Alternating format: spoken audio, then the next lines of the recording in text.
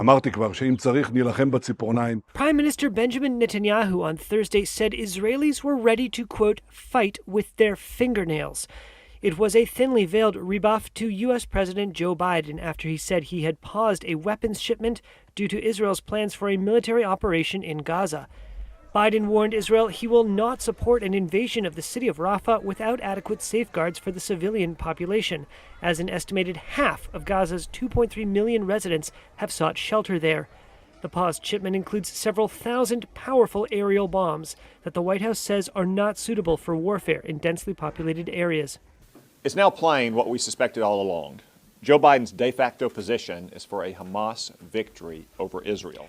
That pause provoked fiery criticism from Republicans in Congress, who characterized the holdup of a single weapons shipment as tantamount to the betrayal of an ally. Here's Oklahoma Senator Tom Cotton. Hamas wins if it survives in Rafah, and Joe Biden has threatened to withhold weapons from Israel for fighting in Rafah.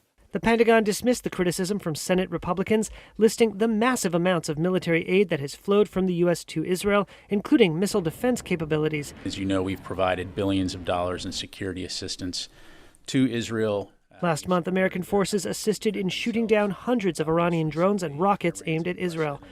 Meanwhile, billions of dollars worth of U.S. weaponry remains in the pipeline for Israel despite the delay. Republican Senator Jim Risch told reporters on Thursday that the U.S. was planning to send tank rounds, mortars, armored tactical vehicles, and more. In the wake of the October 7th attack, where Hamas gunmen killed 1,200 people by Israeli tallies and seized more than 250 hostages, Biden pledged his, quote, ironclad support for Israel.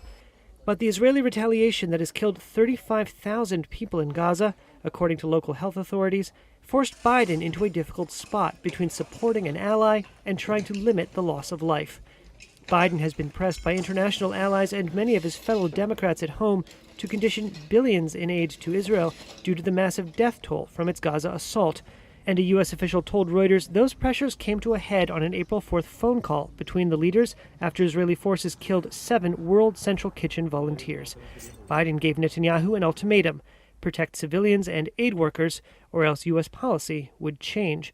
And last week, the U.S. acted on it, pausing the delivery of 2,000-pound and 500-pound bombs. In an interview with CNN Wednesday night, Biden said, quote, civilians have been killed in Gaza as a consequence of those bombs and other ways in which they go after population centers.